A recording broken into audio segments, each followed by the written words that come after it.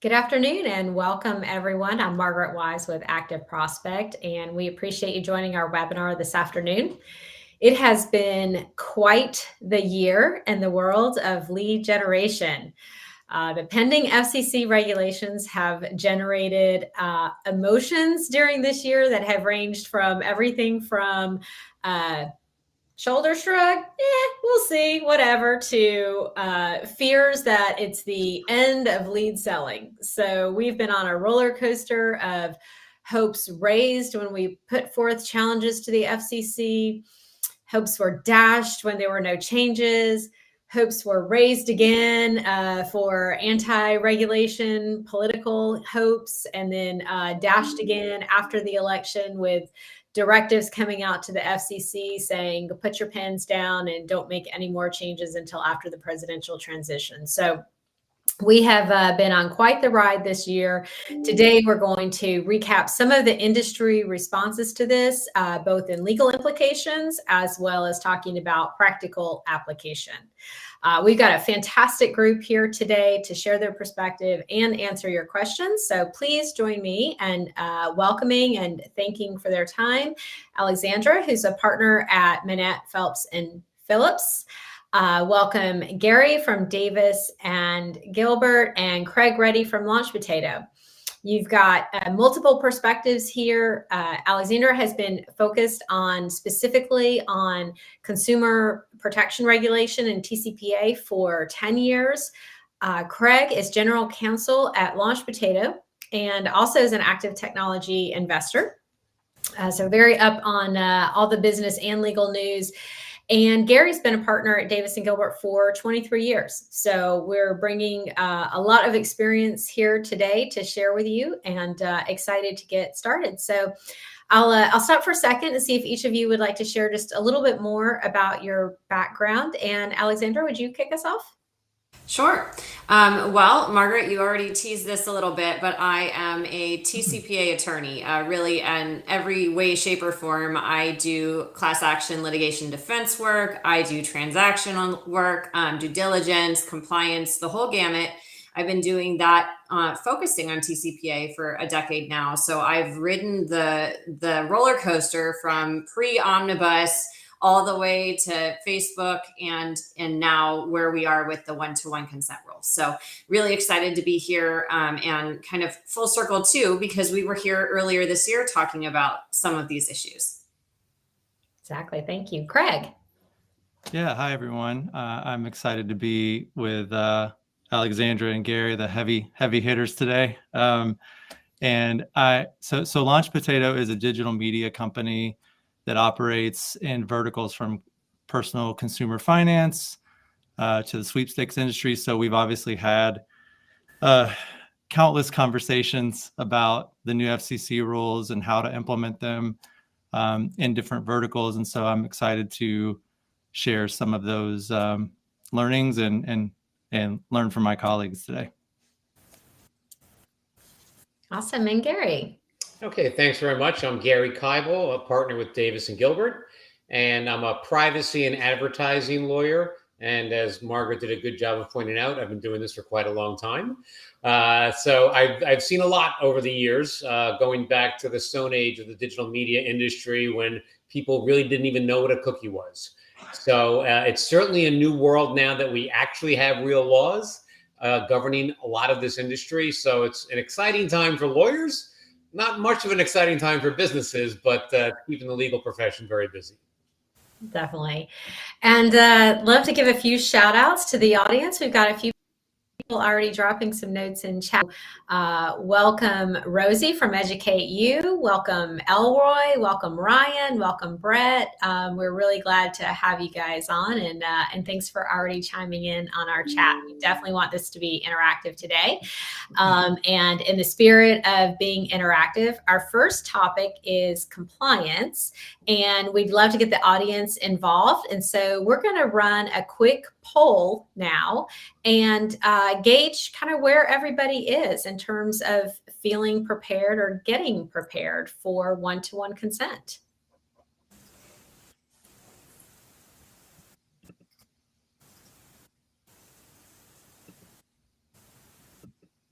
we have everybody. We'll do a countdown here. 5, 4, 3, 2, 1. And Blair, will you share results? All right.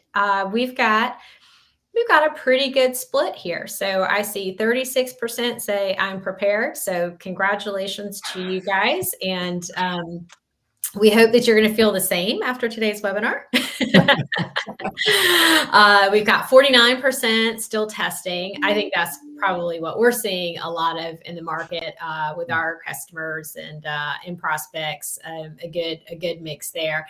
And then 15%, I'm not prepared at all. And so 15% is a pretty significant amount. So you're not alone if that's the bucket that that you are in, and there is still time. So we're glad you're here today to learn more about it. Just as a very quick recap, and particularly for those that are not prepared or those that might be listening to this recording later and learning more about it, the FCC regulations that go into effect on January 27th of 2025 are updates and changes to the TCPA regulations. And so that means that you have to have one-to-one named consent for consumers that you are reaching out and contacting. So they must have consented to be contacted by your brand, and you must be in possession of that proof of consent before you do the outreach.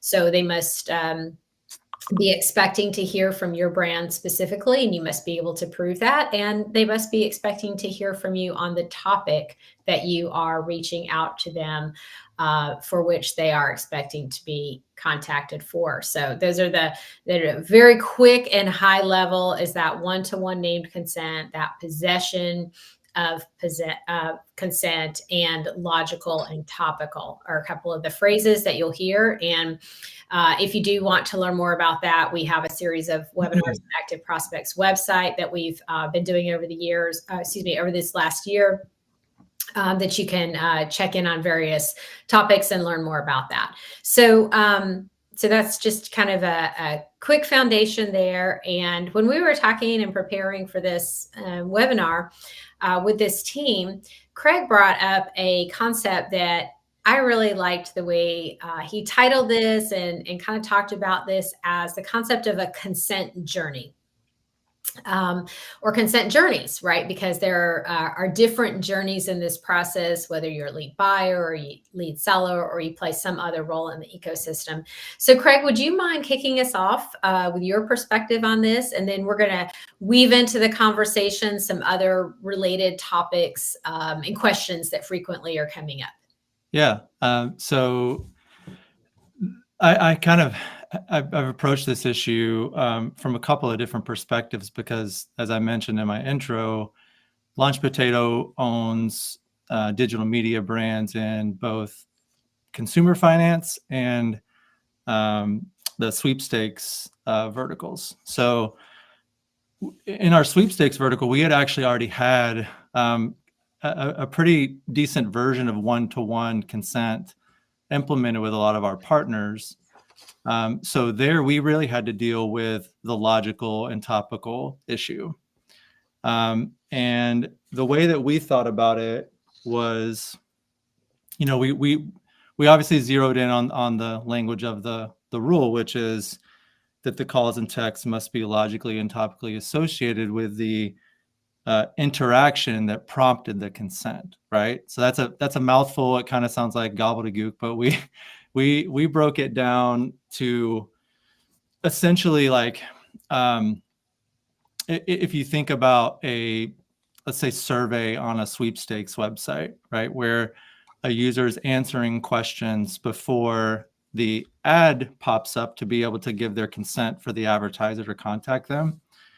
Now, if you're just going by the purpose of the website and then an offer, let's say for health insurance, right? If you think about like the purpose of the website as being a sweepstakes website, that's obviously not related to a health insurance ad.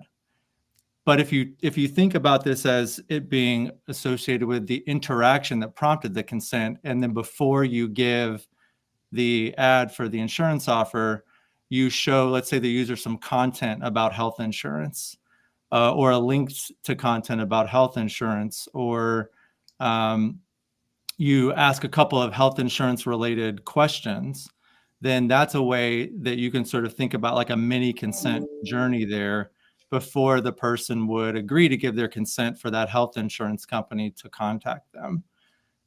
So that's the way we kind of thought about it on that side of our house.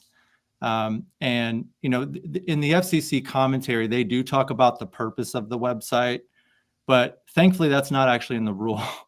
So for whatever reason, that part of the process, in my view, at least, it got kind of sloppy, and they didn't quite change some of the commentary with the logical and topical piece where the actual rule language is different, right? So we kind of think about it as, you know, we're showing the user some content related to the ad, the offer, and some questions related to, and then they can decide whether to, you know, agree to let this company reach out to them about that offer.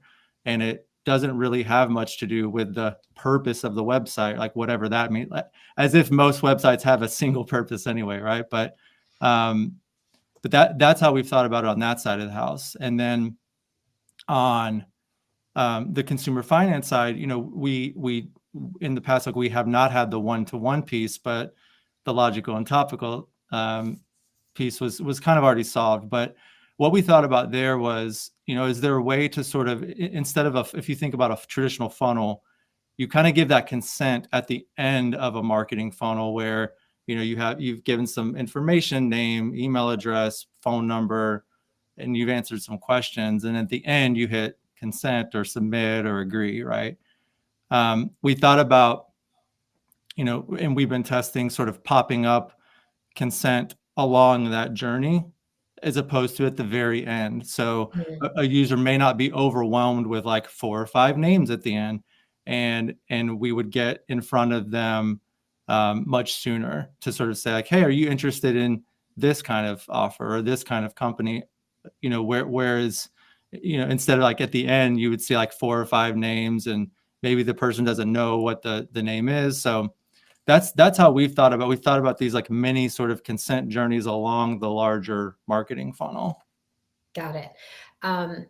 That's helpful. And thank you. I appreciate that you're thinking about the consumer experience through that, and that you're, you know, so conscientious about ensuring that you've got consent throughout that. A couple of things that jumped out to me at that I'd love to hear our legal experts chime in is one of the questions that I feel like I've heard a lot over this year that's been one of the hardest ones to answer has been around how do we define what's logical and topical?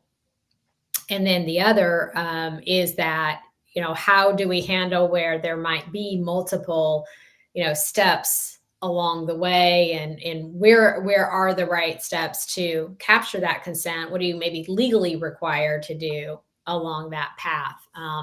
So I'll open up to our legal experts to chime in on that. And I am seeing a couple of the questions come in on chat. So after we hear from Gary and Alexandra, we'll pull some of the questions from chat as well. Yeah, but I think maybe to jump into that a little bit, I mean, you always have to have the balance of where is consent legally required and where is it advisable, you know, and it's good for the consumer. But then we also have the issue of consent fatigue, that people are being hit with so many pop-ups, so many notices, you know, and the more they're hit with, the less they're going to read them.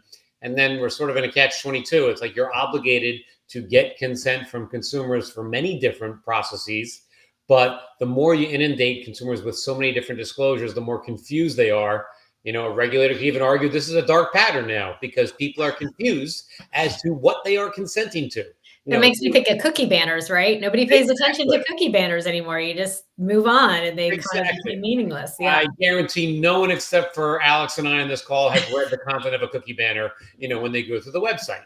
So, you know, what is the consumer really consenting to? So I think, you know, as Craig was identifying, it's really important to try and make it very clear and in the right point of the journey so that you can argue that this is a very effective consent because it was unavoidable by the consumer, again, logically and topically associated to what we were doing, and it was not mixed up in all these other notices and consents and pop-ups.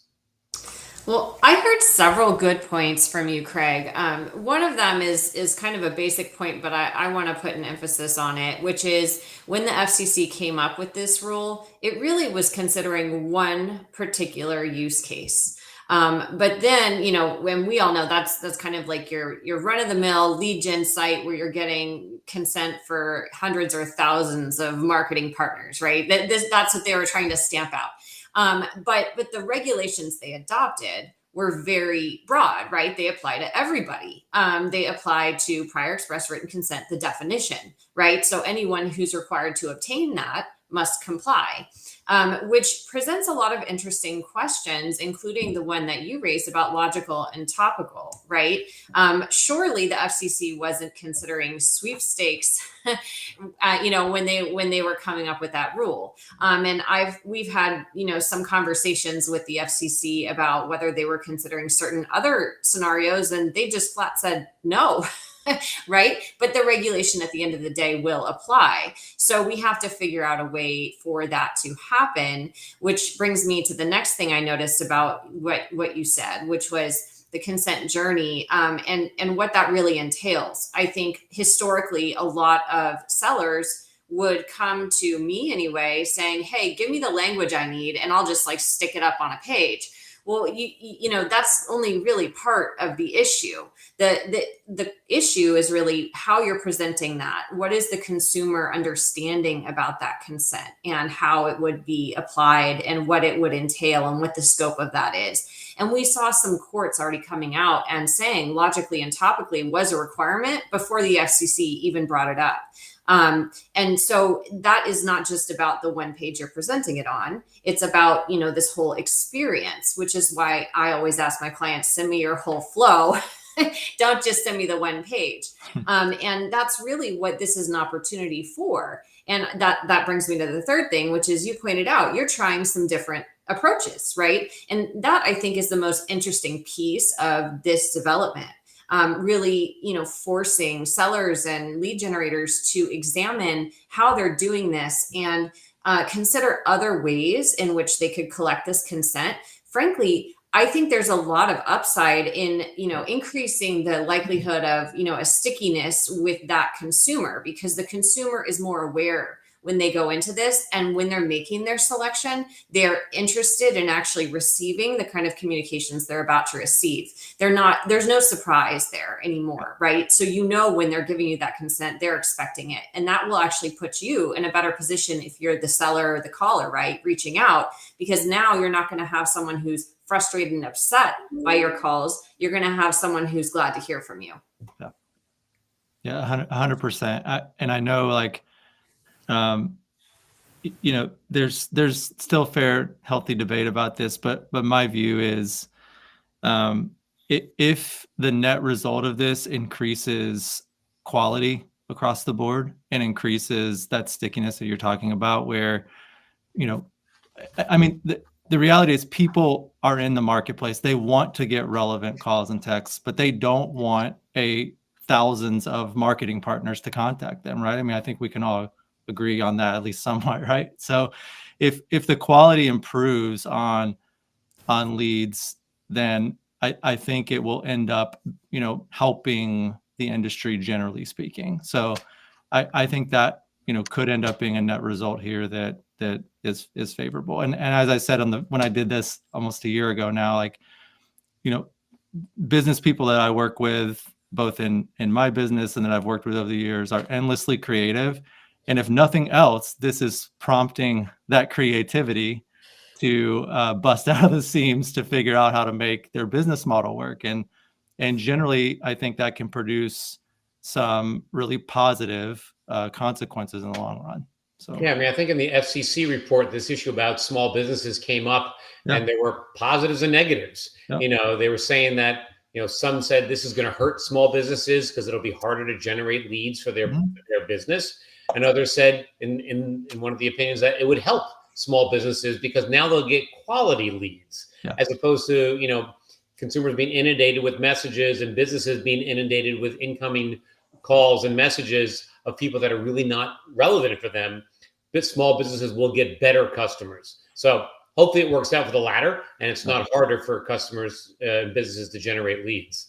Yeah, we've heard, businesses, smaller businesses say, well, it's, the leads are going to be much more expensive now. Can we continue to do that? But on the other hand, getting displayed with recognizable brands, kind of lumps them in with that, gives them maybe a little bit more brand equity, and maybe more people drive to their sites to say, oh, what was this company that they might not have seen before? And so they may actually end up generating some leads that way as well. So we've kind of seen a few things. Yeah, I mean, if you're paying $1 a lead and 1 out of 20 works out, maybe it's better to pay $5 a lead and 50% of them work out. Exactly. We've talked a lot about that. Right. Maybe you're paying more up front, but if you are ingesting less low quality leads, there's a lot of intangible costs for your whole organization, that you're not making as many calls, you're not processing as much, you're not, there's a lot of costs associated with poor leads, as companies know. And if you're weeding some of that out, to your point exactly, it comes out as a net positive. I'm going to jump over to a couple of questions because we've got a lot streaming in. The one that I think I've probably heard most frequently, and it has the most upvotes by threefold here in our Q&A, is, are we required to obtain, prove one-to-one consent for leads that come in before January 27th? And well, I would love to dive in and answer this. I'm not a lawyer, so I'll defer to our panelists to jump in and provide the legal answer. Happy to answer this one. So the answer is yes, you need to be obtaining compliant consent for anything that you're going to use after January 27, 2025. And that means also that any leads that you have currently in your pipeline, or any existing customers who've given you prior express written consent, you need to make that consent valid for after the 27th of January, right? So you have work to do, whether you are, planning to roll something new out, or you already have, an existing database of customers that you want to make outreach to. Yeah, we've tried to help communicate that, certainly, to say, your real date is not January 27th. Your real date is whatever your lead life cycle is, and it rolls back to that, to think about it like that. Another question is in here that I've heard many, many times as well is, can you do the select all? Can you pre-select all the options, have a select all button, and is that compliant to do when you have multiple brands listed? Yeah, I mean, I'll jump in on that one. I mean, regulators for a long time have really disfavored pre-check boxes. And because a pre-check box really doesn't indicate consent. Now, it's possible to develop an interface that makes it very clear what someone's consenting to, but I would, as a default, stay away from pre-check boxes, because you're going to have a very hard time arguing that the consumer knew what they were consenting to. So I'm going to chime in on this as well. I agree with you, Gary. I mean, my preference always is to avoid the pre-check box. It's not just regulators, right? It's also courts. So I do think you face some risk with that. I will say I have seen a few presentations where I think, in that particular context, that approach could be workable. But I am going to say also that those were not ones where it was just pre-checked and you move through the form. You still have to select the consent language, and then they were presenting below, basically saying, and I'm gonna put it this way: that use case requires consent to both who are being presented there, because of the way that they were doing their calls. So there was even language there to say, look, you can pick one or the other, but in order to get the calls, you have to select both.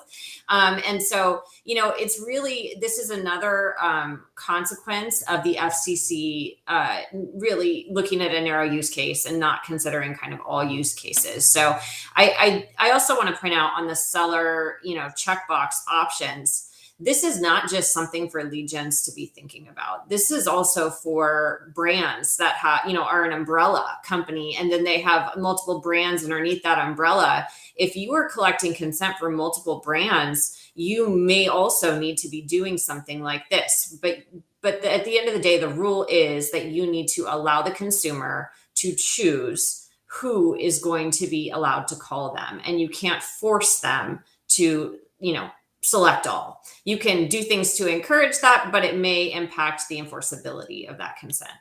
Yeah, I'll jump in just a second too, because to Gary's point earlier, I think you're going to see a fair amount of like dark pattern accusation that goes on in this, because the stuff that we've seen from partners who are kind of big movers in certain verticals, you know, they've sort of sent over their mocks, and I thought, oh, that's an interesting way to do it, because it'll have 4 or 5 partners that you could check, and then it'll have a select all at the top, and the select all is like green box, you know, like basically like Las Vegas flashing lights, like, please check me.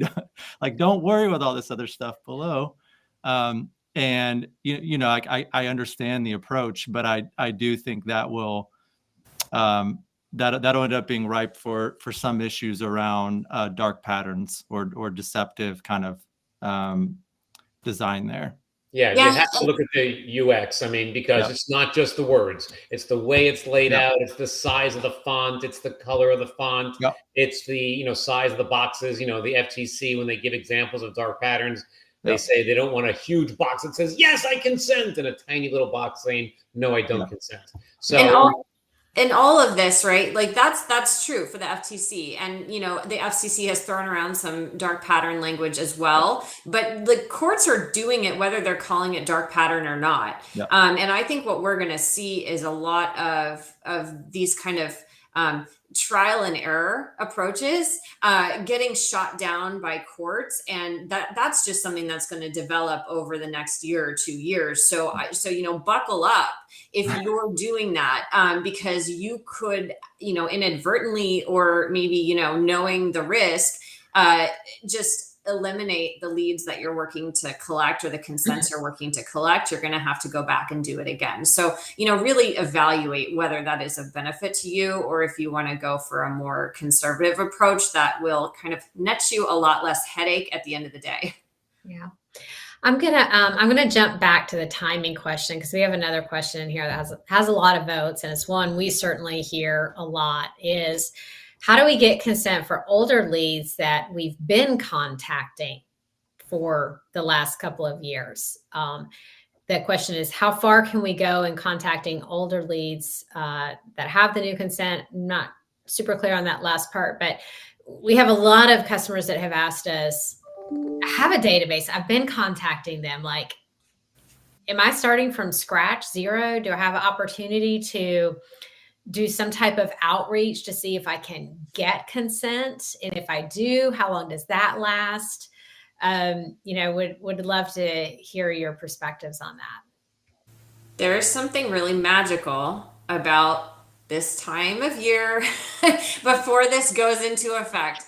So make no mistake, if you have prior express written consent now and it's going to be vanishing in January, you can still use that now as, you know, permission to reach out to these consumers. So if you have prior express written consent for marketing, then you can go ahead and market to them and even ask them to give you this, you know, other consent that you're looking for. You can do it in all kinds of ways. I mean, you can funnel people back through lead flow, you know, new consent flows. You can put people into their account and they can give you consent again there. You can, you know, fashion some sort of outreach. I mean, this is one chance to like be making TCPA regulated outreach and still be okay doing it, to ask for this consent. Once January 27th comes around, that opportunity will go away and you will be stuck with non-regulated methods for making that outreach. The other thing I want to point out is, if you're, you know, for the leads question, if you've got like real stale leads, you know, query whether or not your consent is adequate for that outreach. And, you know, so you need to be a little careful with that. I think stale leads in particular are very ripe for TCPA claims. And even if people did actually give you that consent, I think those tend to churn out a lot more claims. So be cautious with that one. Yeah. And another good question here that I think represents a good bit of the audience, at least to some degree, is how does the new ruling impact direct response ads? So these people have clicked on an ad, filled out a form purposely to be contacted. Does there still need to be consent given? If it is a direct response ad? Well, I think it would depend on also what's in that ad. What's the message there? What's the language? What do you say the brand is going to do in response to going through the ad? So it comes down to what they put into that ad. Are you going to build sort of a consent into that ad itself? Or is the ad, to get more information, click here, and there may be a landing page that you get on later on. Then, as Craig said, you're sort of in that consent journey. So it really depends what you say in the ad. I think one of the things that we think about, and when I've talked about this a little bit, is the spirit of this being, the idea is if somebody fills out a form that they're expecting to be contacted, right? So I think like what you're saying, Gary, is what's the expected result of filling that out? And so the consumers should be expected to be contacted. And that's really what the spirit of the ruling is trying to do for the consumer, I think. So I think it's a great point of like, what was the expectation based on what was in there, or what was, kind of to Craig's point, what was the consent journey that ad might have been part of? Yeah, I mean, really, when we boil down to all these rules, it's as you said, Mark, it's a very, very, very simple process, and purpose. Does the consumer realize why you're being contacted? Does it make sense to them? I think there was a question earlier in the chat from someone about, well, if we got to do this one-to-one consent, why are we allowed to do multiple sellers as well? It's like, well, if they're properly identified, again, put your consumer hat on. When the consumer gets that call or text message, are they going to think, I know why I'm getting this? It's because I agreed to something. So yes, you can have more than one lead in there that someone's going to consent to. It's all about making it clear to them. And, just pretend that, you are your, 80-year-old grandmother going through the internet and signing up for something. Is she going to understand why she's then getting a phone call later on about what she interacted with online? Yep. I'm going to ask one more on this topic before we jump to our next topic. And then at the end, we'll try to come back and pick up some more questions. But this has also been a popular one. And this is, do companies need to get consent from current and recent customers? So thinking about that existing business relationship, do they need to get consent to be able to call them with marketing calls? This is actually a complex question. And the reason for that is because there's multiple aspects of the TCPA that could be in play, right? There's the do not call registry piece. And then of course the internal do not call regulations, those both apply to telemarketing, but they're, on the do not call registry, you might have an established business relationship exception or, some sort of inquiry or, transaction with the consumer.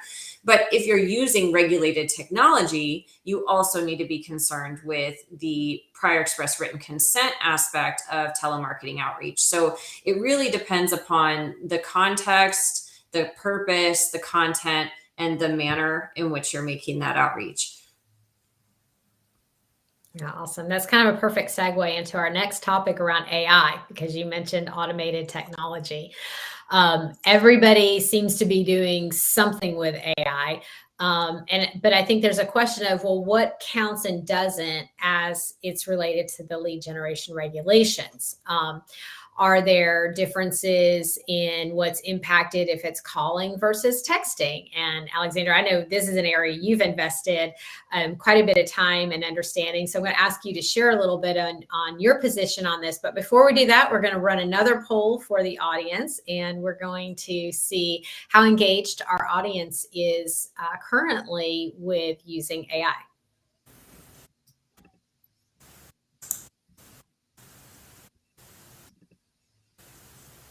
All right, so everyone hopefully is chimed in on the poll. We'll do a countdown here. 5, 4, 3, 2, 1. And let's see our poll results. Okay, wow. 66% currently using AI. So I'm not, and 20% not currently using it, but plan to. So not too far off the mark there, with everyone's doing something or trying to figure it out. And 14% not currently using it and not planning to. So I know there's been lots of discussion also around that loophole to regulations as well as relates to this. So will you kick us off with your thoughts? Yeah, well, first, I'm a little bit surprised, honestly, by the poll results. As the panelists know, I asked this very same question in my webinar just about 2 months ago, and I got a much lower response rate for currently using and significantly lower on intend to use. In fact, the majority of folks who attended plan not to. So I think this is an important topic for today, because the AI question has been percolating in the courts a little bit, but it has been especially a large focus for the FCC and other regulatory agencies in the past year or two. In particular. And one of the things the FCC has been doing is evaluating how the TCPA really jives with AI use, how it will apply, and whether there needs to be new regulations. So the FCC late last year issued a notice of inquiry asking about, how does the TCPA apply to AI? There were some of us who were looking at the questions going like, seriously, like, of course it applies, right? So I'll get to that in a second. In February of this year, the FCC came out with a declaratory ruling basically confirming that when you use artificial or pre-recorded voice, technology, but generated by AI, right? So you have voice cloning situations, you've got any sort of, voice generation that will make the machine sound like a live agent, interact with a consumer, pre-recorded messages that are being generated or delivered by AI. All of those things are covered by the TCPA's artificial or pre-recorded voice provision. And so, what does that mean? Well, that means that if you are using that kind of technology, you're making a call using an artificial or pre-recorded voice, which means you now need to obtain consent under the TCPA. And what kind of consent you need to obtain depends upon whether you're making an informational or a marketing call. But, the FCC was like, make no mistake, the TCPA does apply to AI technology, and this is how. Okay, well, that's one part of the question. There is also, pending proposed rulemaking by the FCC about whether they should go farther on that, on the consent piece, right? Requiring people to obtain specific consent. So a caller would need to obtain consent to use AI technology in making those calls. Potential disclosure requirements. So if you're using AI tech on the call, that you would disclose that fact to the consumer in the call. Even potentially having disclosure requirements surrounding text messages, right? And so that brings up this other issue, and it was like a one-liner in that notice of proposed rulemaking by the FCC, but it's something that we already know is probably true, which is you could be using AI technology in other ways that is not an artificial or pre-recorded voice, but could implicate ATDS calling regulations. And so, if your AI operates in a way that generates calls going out the door, selects records from a list, if you're in a footnote 7 friendly court, you might actually have an issue there. And then the other thing is the FCC said, look, text messages, if they're sent with an ATDS, they're covered. So if you're using AI to generate your text messages and you're using an ATDS, now you have an issue. So I think all in all, the thing to understand is that AI is not some sort of exception or other technology that gets you out of TCPA compliance. It's quite the opposite. So, if anyone remembers RVMs, everyone thought that was like the key, to avoiding TCPA compliance requirements, and that got shut down real fast. This is really very much like that, right? We have technology that operates in a way that already kind of fits within the TCPA existing structure. There may be added requirements for it coming down the pike, but just know you're doing this, you probably have consent requirements. Disclose the fact you're using this kind of technology to your TCPA counsel. You should have a conversation with them about what that means for whether you're allowed to use it and how. Got it. And Gary, Andrew just posted a link in our chat on some of your comments from earlier in the year. So I know you've got some thoughts as well. Do you want to chime in and share? Yeah, I mean, we focus a lot on what the FCC is doing and the FTC, but the states are being very, very active here. And so we now have 2 states that have enacted new AI laws, Colorado and Utah. The Utah law is currently in effect. The Colorado law takes effect, I believe, in early 2026. And these laws require disclosure to the consumer about the fact that they're interacting with an AI platform. The Utah law is mostly simply a disclosure one, but the Colorado law requires a lot about doing impact assessments, about whether you are a deployer or a developer of an AI system, sharing information about how your AI system learns and trains on data, and making a lot of disclosures public about that, while still protecting your trade secrets. So if you're going to be using any AI service, if you're the developer or even the deployer of the AI service, you may be implicated by these new state laws. And if you're just using someone else's service, you certainly want to make sure that they are complying with all applicable laws. And actually in California, there's been a chatbot law in the books for, I believe, over a decade about disclosing to a consumer whether or not they're interacting with a chatbot or a real person. So very important to look on the state level as well. And this is going to increase. We're going to see many, many more states coming on board with AI laws in 2025. So the landscape is going to get much more complex. Very, very interesting. I know I, for one, I think it was last holiday season, I was trying to return something on Amazon and I was asking, are you a person or are you a bot? Like, prove it to me.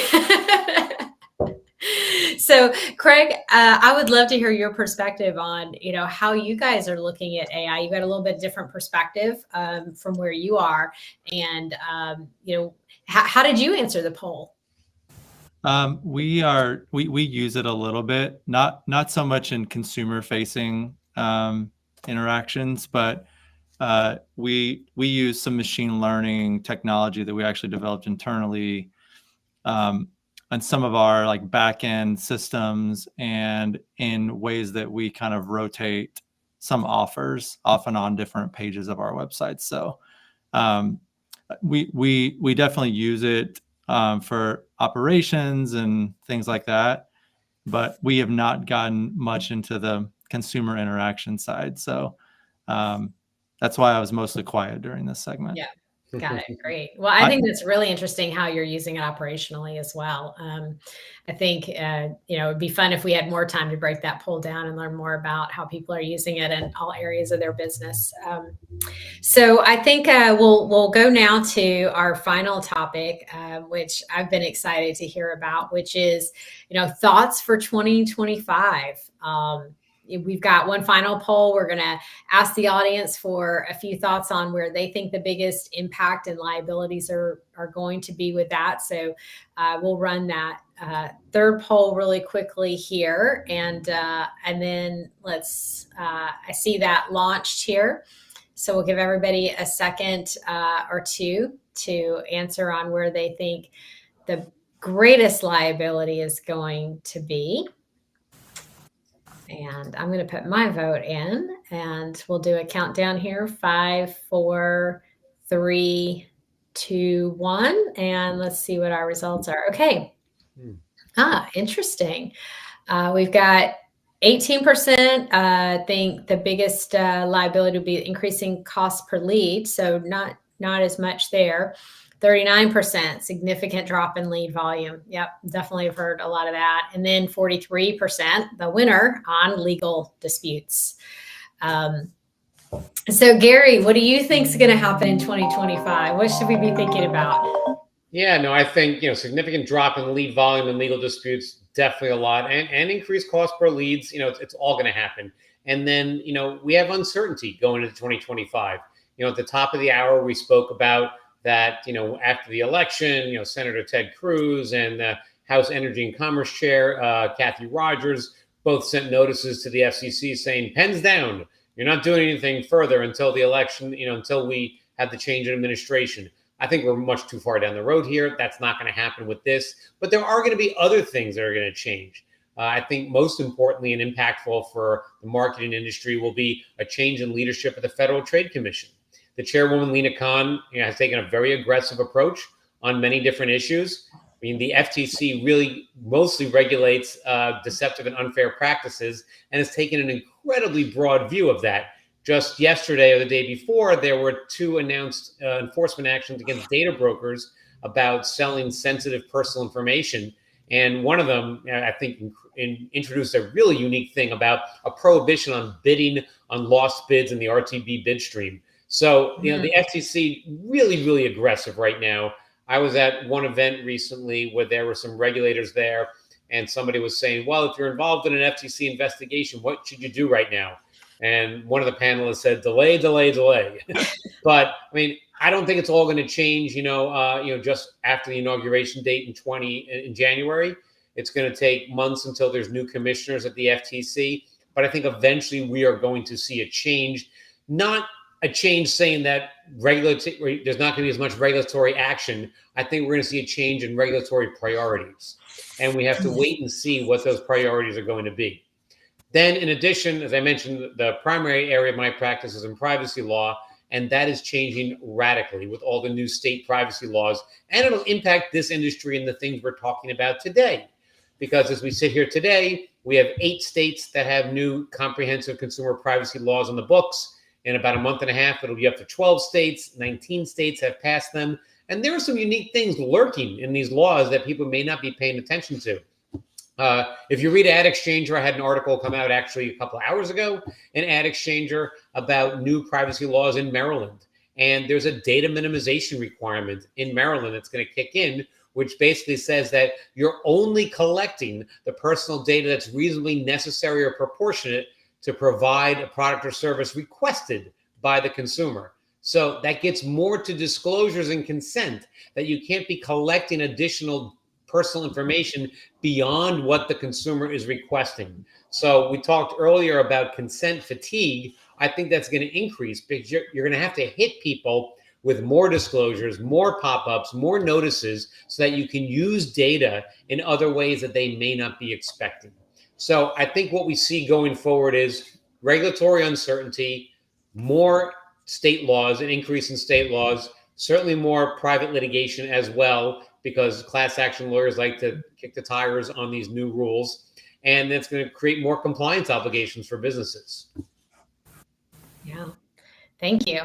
That's there's a lot of resources you dropped there for people to go chase and start learning even more about. Just when we thought we were getting our arms wrapped around this year, right? We already got to start thinking about next year. Well, it kind of reminds me. I think when I gave my first speech, maybe back in 2019, and explaining to a marketing audience about CCPA and the California Consumer Privacy Act. And I was in a room about 100 marketers, and I said, this new law is bad for every single person in this room, except for me. And it's the sorry truth that with all these new laws and requirements coming out, it just, increases the burden on businesses and increases the need for, legal oversight and compliance. It really is overwhelming. And especially when you think about, you're all potentially engaging business in every single state. So you can't think about just where you're registered or where's your primary business happening or where are your top customers. I mean, ultimately, especially now the remote working and everything else, it's just like the whole concept of cell phones and who you're calling and what time zones they're in, all of that. So it is super complicated. Yeah. And maybe I'll add to that, Mark, you're saying about all the different states. Sometimes clients come to me and say, Gary, just tell me the state with the strictest standard and I'll just do that. And the problem is there is no one state with the strictest standard. The strictest standard is as a medley of all the different states put together. Yeah, so I was thinking that when we were talking about Colorado, right? I was exactly. like, oh, that's interesting. That sounds like they're giving California a run for their money. Yep, exactly. Craig, from a business perspective, how are you navigating all of this and what are you preparing for in 2025? Yeah, it's just on the one-to-one consent piece for a second. So I think the morning after the election results, right? I messaged our executive team. I was like, listen, nothing's going to change in the short term. Like, don't start preparing that this is not going to happen, at least in the short term. I said, it's possible that if, whenever new members of the commission get on and there's a new chairperson that, they want to roll some of this back maybe, but this can tend to be a bipartisan issue, and it won't surprise me if it stays in some form longer term, right? So I my advice to our businesses are like, we need to prepare as if this is going to be the rule for the long haul, and we shouldn't do anything different than what we're doing right now, which is preparing for this to be the case, and also preparing for, the rule in April around, revoking your consent in any reasonable manner, the time frame, all that stuff, right? So that could change too, but until there's some sort of signal around those things, you have to prepare as if it's going to go into effect. So that's been how I've been thinking about this specifically. And and the risk with this is, it's so many things in regulated industries, the risk is around, a potential government action. But of course, here at the TCPA, the big risk is a class action, litigation, and it's very expensive. And, speaking as someone inside a business, there's not a lot of great insurance options for TCPA coverage, right? Like it's a difficult, insurance policy to get that is actually helpful. So the big risk here is the incentive is going to be for class action attorneys to test these things out right away. And if you're not buttoned up right away, like you do run a substantial risk of getting into one of these class actions, and then you're looking at 6 figures just to get through like initial stages, and it's a very difficult process even at the beginning stages to get through. So be buttoned up as much as you can right away. If I may, I would be super remiss not to give a quick plug for Trusted Form as good insurance. Not technically insurance, but we'll give you proof of what happened in that lead capture, and you can use Trusted Form Verify to check for that consent. So sorry, I had to do one plug there. There is something you can do. Actually, I was going to jump into what Craig said when he said the word insurance. And it's important what you said, Margaret, but you should consider your real insurance. I mean, do you have a cyber insurance policy? Do you have an advertising marketing practices insurance policy? And look at it closely. Yes. They may carve out TCPA violations. Yes. So you should have insurance for your business, but it's not enough to just pay the premium and sign the dotted line. You got to look at what the carve-outs are. It used to be back in the early days of privacy, they were carving out certain privacy laws. So you want to look and see whether TCPA violations are covered. Yeah. Great advice. Great advice. And Alex, you want to give us your final predictions, or I shouldn't say your final, but predictions going into 2025? Yeah, well, I'm going to side with all the people who said litigation. I think that all the FCC regulations, frankly, are ripe for that. And there's a lot of reasons why. I mean, one is that the plaintiffs' bar will not be deterred. They want to exploit gray areas. They know that companies do not want to be the first guinea pig out there. And so you're going to see a lot of plaintiffs' counsel coming out of the woodwork to, both low hanging fruit type, they just want to be paid off, and the regular heavy hitters that we all know about. And on the regular heavy hitters, I wanted to flag a few things that I've seen them doing lately that I think will continue into next year. One of them is we're seeing a lot of internal do not call claims.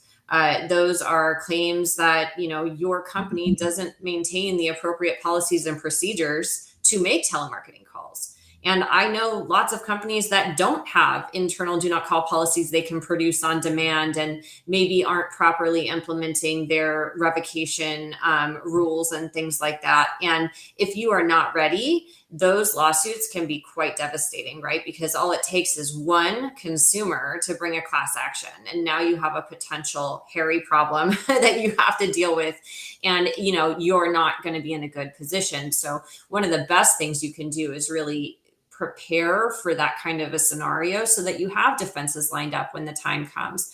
The other thing I'm seeing is, there's been some percolating arguments around the e-sign Act disclosure issue and whether or not e-sign Act disclosures, not just, an e-signature, are required for prior express written consent. I think there are a lot of reasons why that argument really shouldn't fly, but there's been a couple of courts that have been bamboozled into this, thinking. And if you don't have counsel who are ready to put forth the important and appropriate arguments for that, you might be caught flat-footed. I also think there's just risk with it. It's something that, is going to be tested time and time again. So if you're doing things like collecting consent on a recorded call, right? These are things that are potentially in question if the e-sign Act challenge gains steam. And then last, we've got this post-Loper world, and the TCPA has Hobbs Act issues that haven't yet really been examined in full. I know there was a petition for certification at the Supreme Court for this issue. And so, maybe there is some opportunity to challenge existing regulations given that posture. But at the end of the day, we'll have to give it time for courts to really examine and apply the rules there. So all in all, I think the litigation area is going to be heavy next year. And, like I said, get ready now by doing things you can do. So I'm going to give my own little plug, which is if you sign up for our Manatt newsletter, there was a link to do that, that ActiveProspect put up. But if you do that this week, we're actually going to be sending out a checklist for year end, things you can be doing to prepare for next year. And that's a great resource, right? Because now active steps, what it is you need to do to get ready. That's fantastic. Thank you. We've got just a couple minutes left, and I'm just going to squeeze in a few more quick questions here. I think they're in line with, Alex, what you'll probably have in your checklist. So I'm sure everybody is going to get that. But they're asking, can we send out text and emails now to get that consent, which I think you alluded to a little bit earlier, but just clarifying that. And then also, if people just respond with a yes, is that considered consent? So, the most popular attorney response is it depends. It really depends. It depends on the context. So for example, the questions about consent, right? Well, can you reach out to get consent using a regulated method? Maybe, but you have to have adequate consent now to do that. So, it depends. Same thing goes with, if the response yes is an e-signature, it depends. What did you ask this person before they said yes, right? And did you give the necessary disclosures? And so that is something that your attorney really needs to review and help you with. But I think, the kind of broader responses, there are solutions to a lot of these things, and you really just need to kind of dig in and figure out how to work it into your situation. Yeah, I think that's a great one to wrap up on. I think you had a couple of great points there around there are things you can do now. We are in this magical period. This is the time to capture that consent, do those things, make sure everything you've got in your database, you're trying to capture that consent and ensure you're buttoned up to minimize the impacts for January 27th. So I want to thank you guys so much for joining us. I think we're going to put up some links, or we've got them in chat from our team posting additional resources. Of course, on ActiveProspect website, again, we've got recordings of webinars that we've hosted throughout the year with lots of experts on the topic. And so I want to say to our panelists, thank you so much for taking time. I know it's a very busy time of year, and I know all of our audience really appreciates you being here and sharing your knowledge. To everyone live with us today, we had a lot of questions come through. We're going to save those, and we're going to try to get more responses out one-on-one if we did not get to your question in the webinar. And to everyone listening to the recording as well, we're wishing you a wonderful holiday season and a healthy, happy, and prosperous new year. So thank you, everyone. Thank you. Thank you. Thanks.